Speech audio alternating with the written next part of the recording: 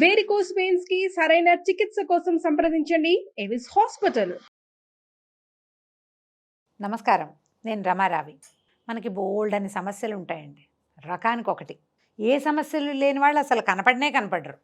అయితే మనం ఏం చేస్తాము, కొంతమంది సమస్యకి సమాధానాలు వెతుకుతారు, సమస్యని సాల్వ్ చేయడానికి ట్రై చేస్తాం చాలామంది.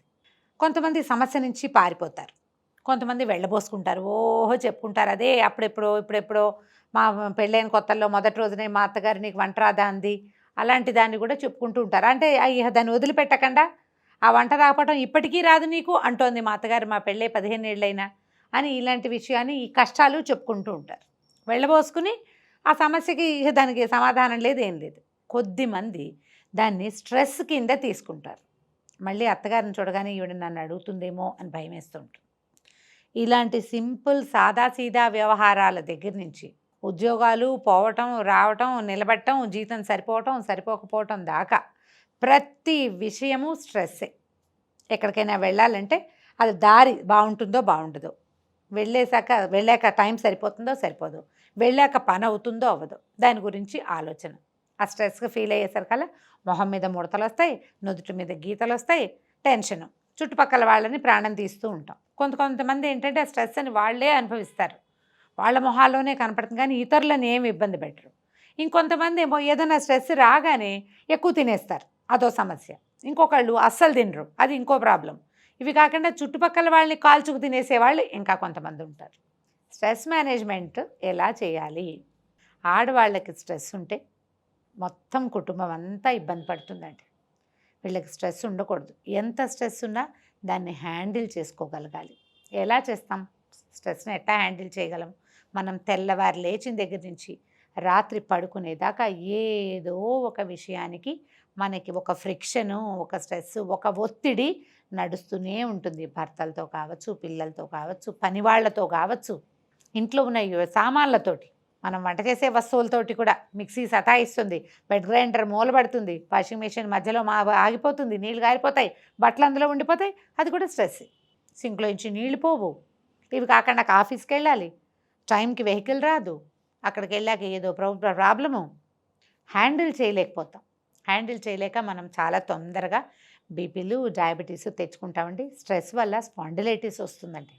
డయాబెటీస్ ఎలాగో వస్తుంది, స్ట్రెస్ వల్లే వస్తుంది. అది వీటిని మేనేజ్ చేయటం ఎట్లా? నేను ఎన్ని విషయాలు చెప్పాను చూడండి.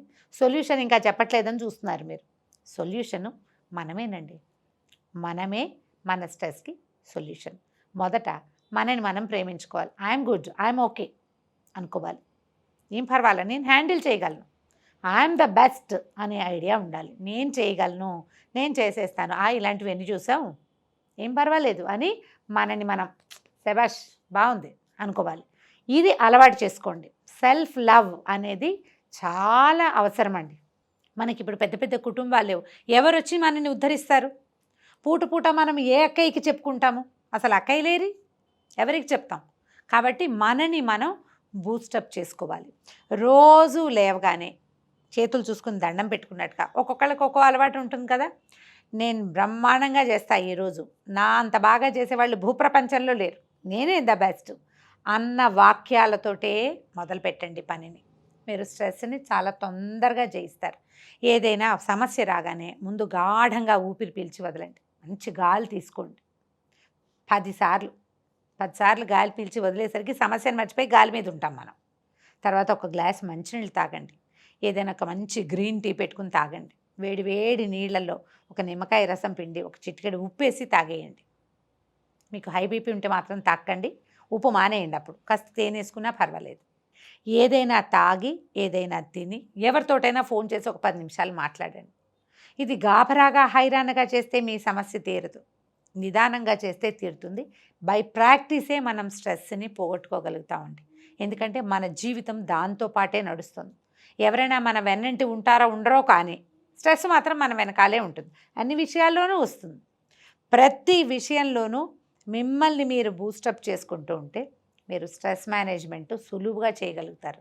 ఎందుకంటే ఈ స్ట్రెస్ ఒత్తిడి క్రమంగా మనకి ఏమంటుంది, ఉద్రేకంగా మారుతుంది, యాంగ్జైటీగా మారుతుంది. దానివల్ల కొత్త సమస్యలు వచ్చేందుకు అవకాశం ఉంది. మనకి సమాజం చాలా చిన్నది, మన సమాజంలో మనదే మెయిన్ రోల్. కాబట్టి మిమ్మల్ని మీరు బూస్టప్ చేసుకోండి. కావాలంటే how to change your life అనేవి కొన్ని వీడియోలు చేసున్నాం పాతవి. వాటిల్లో ఒక్కొక్క వీడియోని తిప్పి చూడండి. సుమన్ టీవీ మామ్లోనే ఉంది అది.